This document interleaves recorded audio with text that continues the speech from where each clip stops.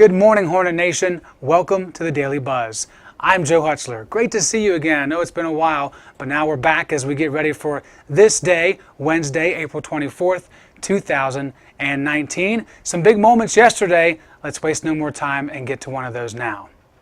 This guy right here, Chris Johnson, he came here last season for Lynchburg's tennis program and has made an immediate difference. Yesterday, his women's program was looking to break a program record with a win over Randolph-Macon. A hint, the smile is some foreshadowing. Let's take a look at some of the highlights for the ladies as they tried to claim the number 2 position on its own. A win against the Jackets would do that. We start in doubles play, no chance to return that serve from the senior Lily Altenberg, and Caroline Gwill with one here. They can't return that either. Lynchburg would win doubles 2-1 to get the day started, and Lily's best friend in the crowd. What a beautiful dog. Oh, so cute, yeah. All right, on to singles action. Christina Harris on the number 1 court. Check out this backhand that's returned, and then another backhand with a lot more speed. Everything just picked up here in a moment. That's why these ladies are number 1, and that's just too strong. Harris will go on to win in straight sets.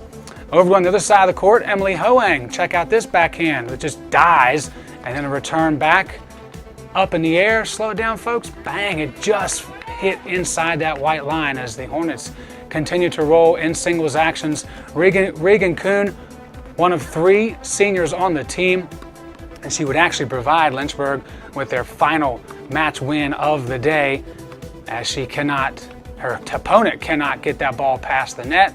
And one more look, Alyssa Anderson, a freshman who has come on strong here. Her opponent too strong on the return, and the ladies win it. 6-3 your final score. Kuhn congratulated by Coach Johnson, and then her teammates will swarm her as they pick up the most wins in a season in program history. The old record was 13 back in 1991. Let's kind of illustrate more of the success of the last 2 seasons for women's tennis.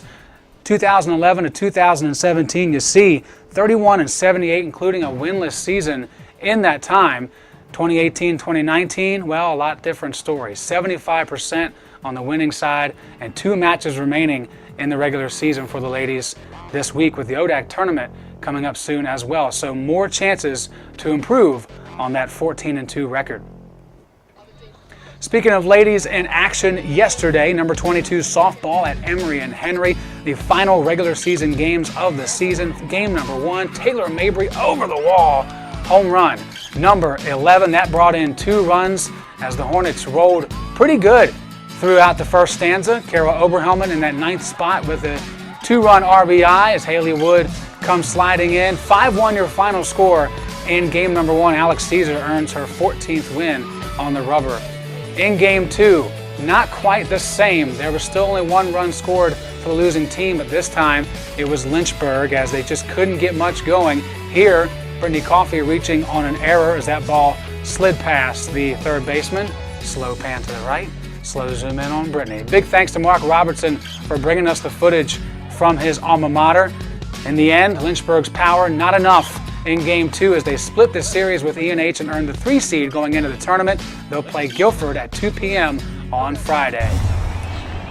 One more team in action from yesterday. This was a big one for a program that's trying to establish themselves as young but growing. 13-11 your final score as Lynchburg pulls off the season sweep of the ranked Randolph-Macon Yellow Jackets. They're 15th coming into this week, and it was PJ Alvanos with the 2 RBI single to complete the comeback for Lynchburg in the 8th. A huge win for that program as they head down the stretch of their regular season before the ODAC tournament starts in a week.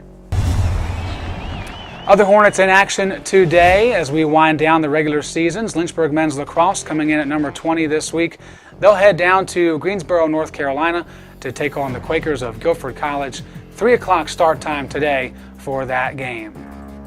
Also, women's tennis, as we mentioned, they have 2 matches left. The first of the 2 this week will be against Hollins at 4 o'clock today, with their final regular season game, their senior day, scheduled for this Friday against Virginia Wesleyan.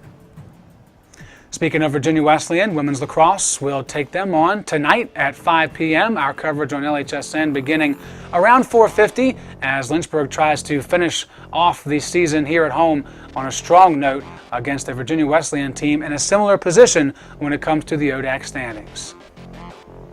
And tomorrow, men's tennis will be at Randolph-Macon as these teams who are virtually even on the season, 5-5 in the conference for Lynchburg, 4-4 for the Yellow Jackets. That's tomorrow at 3 o'clock.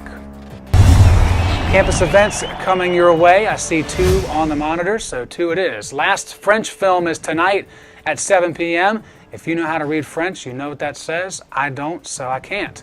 It's in the Hopwood Auditorium this evening.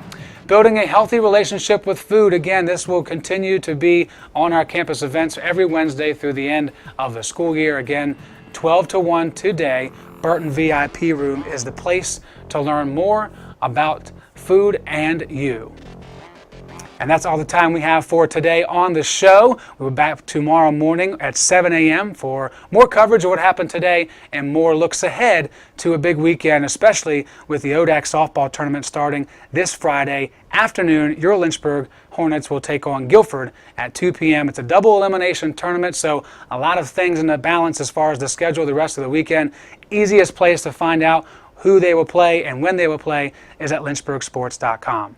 Until tomorrow morning at 7 a.m., I'm Joe Hutzler reminding you it's a great day to be a Hornets, and we are one nation.